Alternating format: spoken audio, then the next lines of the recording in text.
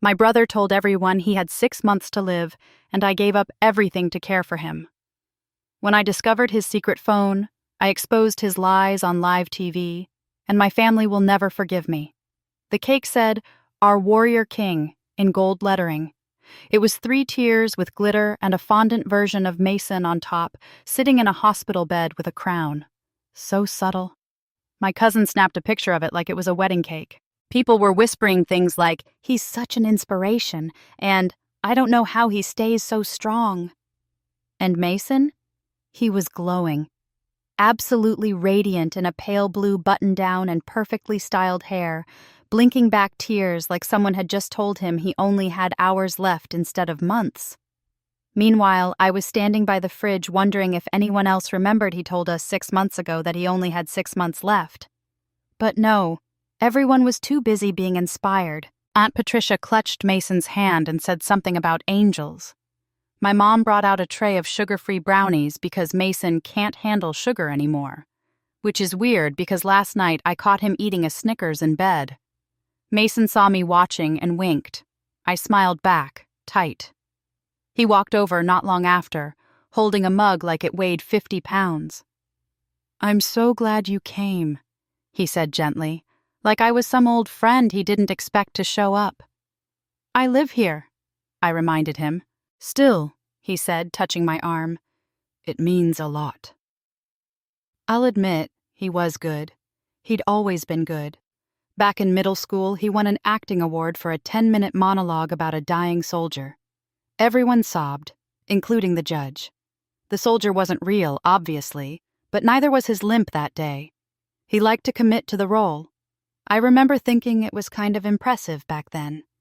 Now, not so much. Mason drifted back to the center of the room where everyone was waiting for his speech. Of course there was a speech. You don't throw a farewell party for your final year without a few words, and Mason wasn't going to pass up a mic. He took his place near the fireplace where the lighting was soft and perfect, cleared his throat, and launched into a heartfelt thank you about family and strength and learning to find joy even in pain. A few people teared up. I looked at my mom. She was nodding along like a proud stage manager. Then Mason looked at me. "And to my sister," he said, voice trembling just the right amount. "Thank you for giving up so much for me. I know you don't like attention, but I couldn't have gotten through this without you." Everyone turned to look at me. I smiled, nodded, felt like I was going to throw up because they didn't know. Not yet. But they would. The moment he finished, the room filled with applause. Someone shouted, "We love you, Mason!" And the whole thing felt like a scene from a made-for-TV movie. I walked into the hallway, reached into my pocket, and pulled out my phone. I'd already queued it up. I'd rehearsed this moment in my head more times than I'd care to admit. I found my cousin Ryan, one of the few people in the family who actually knows how Bluetooth works, and handed it to him. "Can you play this for everyone?" I said quietly. He blinked. "What is it?" "Just hit play." A second later, the music stopped. The crowd looked around, confused. Mason turned toward the speaker. "Wait, what?" And then the video started. Not loud, not dramatic, just enough to hush the room. Everyone went still. Mason's posture shifted slightly. His smile froze. From where I stood in the hallway, I couldn't see the screen, but I didn't need to. I was watching Mason. His lips parted, then closed. His eyes darted around the room like he was looking for the remote, or the exit. Someone dropped a fork. There was a weird silence, thicker than anything I've ever felt. People weren't reacting yet, but they weren't breathing either. Mason didn't get sick all at once. It started slow, almost elegant. A weird stomach bug that wouldn't go away, then joint pain, then fainting spells. All vague enough to seem real but not specific enough to test for. At first I didn't question any of it. Why would I? He was my brother. I loved him. He started missing school, then work. He'd text me things like, "Just collapsed at the pharmacy, don't worry, some angel helped me into an Uber." There was always drama, always a dash of flair, but again, he was always like that. Theatrics were kind of his thing. By the time he said the words terminal diagnosis, my parents were already in full panic mode. They sat me down like they were announcing a death. Mason cried. My mom cried. My dad kept repeating, "Not fair, not him." I didn't cry, not because I didn't feel anything, but because it didn't feel real, like I was watching it happen to someone else. So I dropped everything, because what kind of person doesn't? I deferred a scholarship, one I'd worked years for, a writing program that accepted 8 people worldwide. 8. I was one of them. I'd already imagined everything.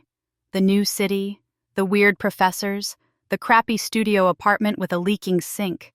It was going to be mine. But Mason needed me. Or so I thought. So I packed up my things and moved back into the house. I told myself it was temporary, just a few months, one last season with my brother before it was too late. The first few weeks were normal, if normal means cooking, cleaning, and setting alarms to remind someone to take pills you've never heard of. But there were cracks, like how he always seemed fine when the camera was off, how he'd limp for visitors but walk normally when he thought no one was looking, how he always had a story for why he forgot to bring back paperwork from the doctor's office. First, I ignored it. Then I started writing it down. Not as some grand conspiracy board, just small things. I had a notes app titled Odd. Didn't take meds today, said he felt better without them. Ate fast food in car, then told Mom he couldn't digest solids. Told GoFundMe donor he's in stage 3, told Dad he's in stage 2. Tiny things. Maybe explainable, maybe not. But they piled up. And the more they did, the more invisible I became. Mason started doing interviews, first a podcast, then a local morning show. He wore beanies and smiled bravely. "My sister gave up everything to be here," he said once, eyes glistening. Everyone thought I was a saint.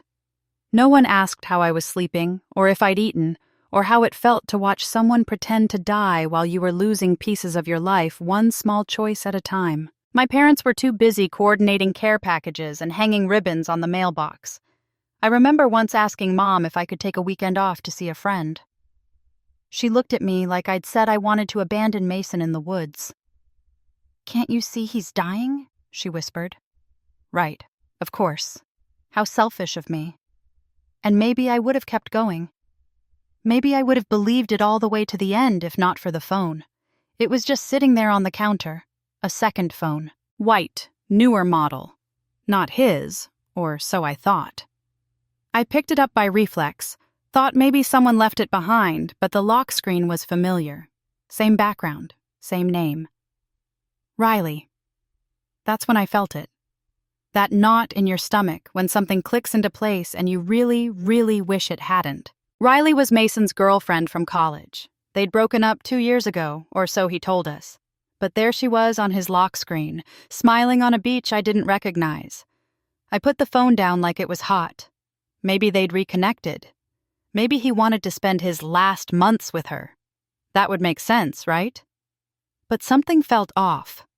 The next day, I noticed Mason texting on his regular phone, then switching to the white one when he thought I wasn't looking. He kept it hidden, taking calls in the bathroom with the shower running. Once I heard him laughing, not the weak chuckle he used around us, but full-bodied laughter that made the walls vibrate. I started watching more carefully. When visitors came, he'd slump in his chair, voice soft and raspy. The moment they left, he'd stand straighter, voice normal, energy restored. It was like watching someone clock out of work. One morning, I found a script in the trash. Actual notes. Handwritten, remember to wince when standing. Touch temples during headache conversation. Mention weight loss to Mom. I should have confronted him then. But what if I was wrong? What if he was just trying to seem strong for everyone else? What if the notes were some weird coping mechanism? So I waited and watched. I became a ghost in my own home, the invisible caretaker. People stopped asking me questions directly. They'd ask Mason how I was doing instead. "She's hanging in there," he'd say, patting my hand like I was the fragile one. Meanwhile, the GoFundMe grew. Friends organized meal trains. Someone donated a car. My parents remortgaged the house for experimental treatments. Mason accepted it all with humble gratitude. Then came the day I found the emails. I wasn't snooping, not really. His laptop was open, and I was just closing it when I saw the subject line: Medical Documentation Templates. The email contained blank doctor's notes, prescription forms, and lab results, all editable, all fake.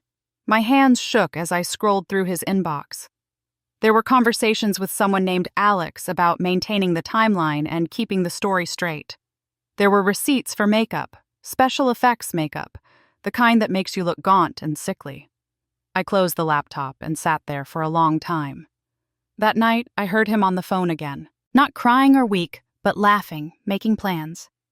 "Just a few more months," he said. "The insurance payout alone will set us up for years."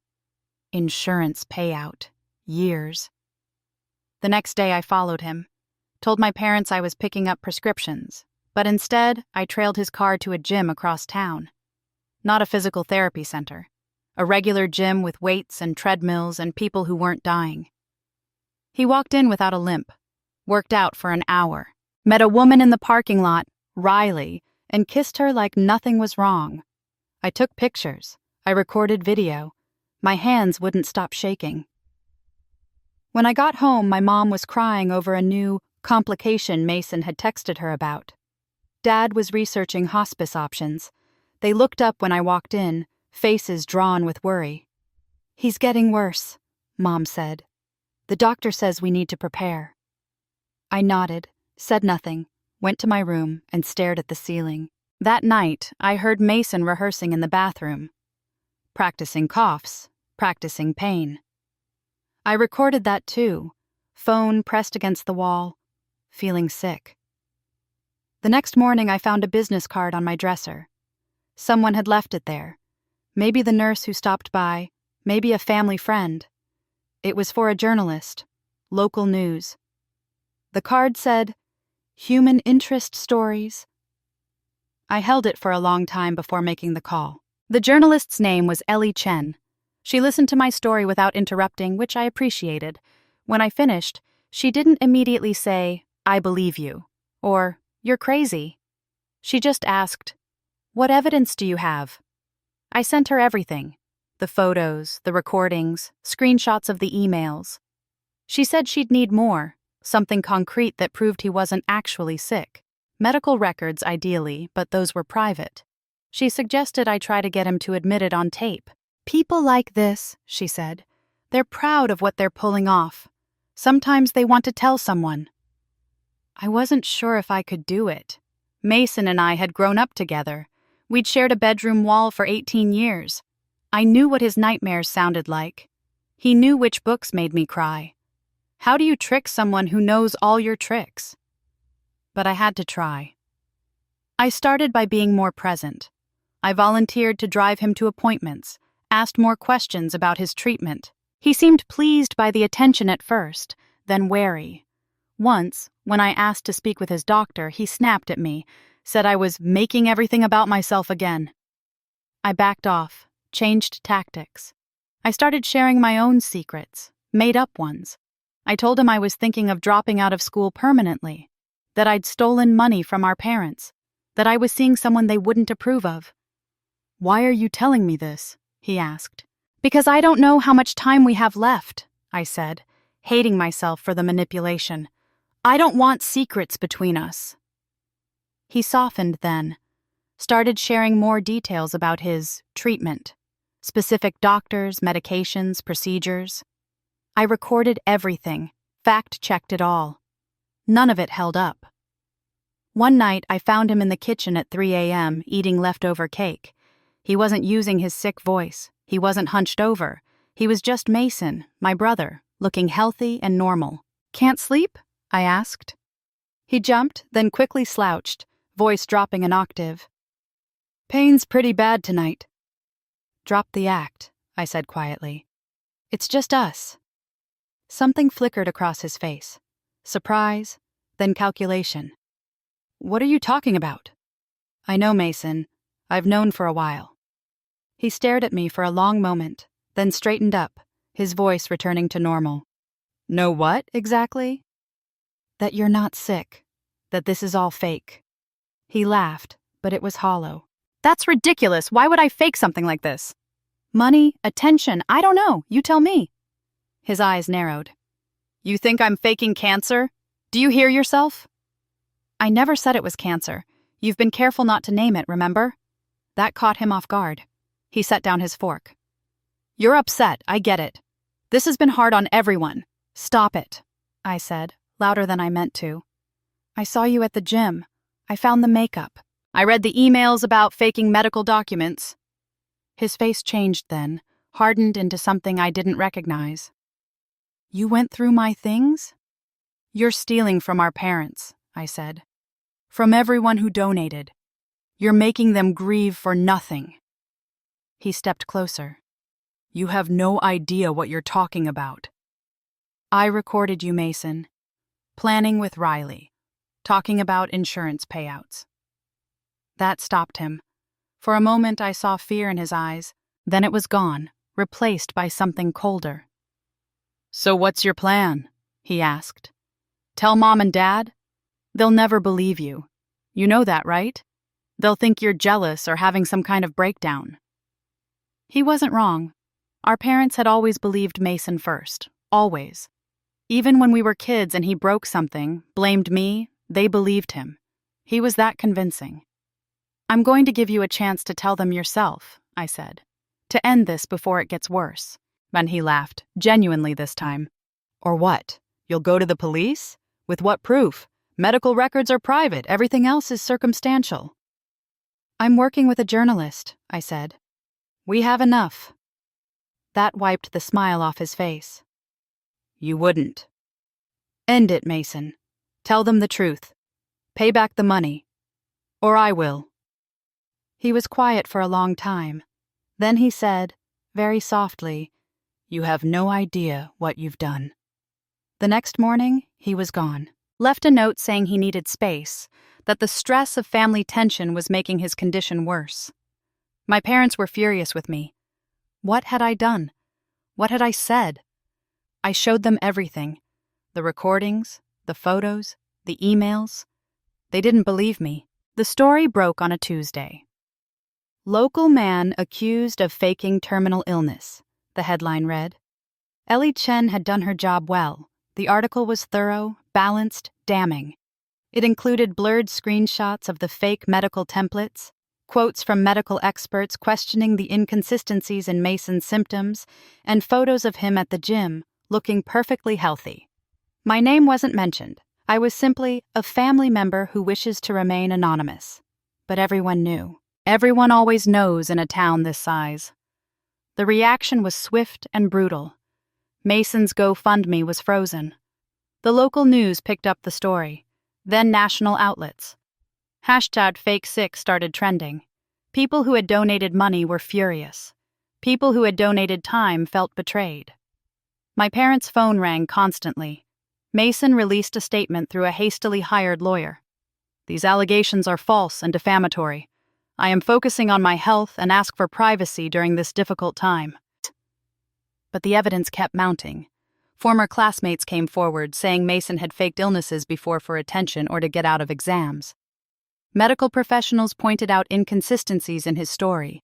Someone leaked a video of him dancing at a club the same weekend he'd claimed to be hospitalized. Riley deleted all her social media accounts.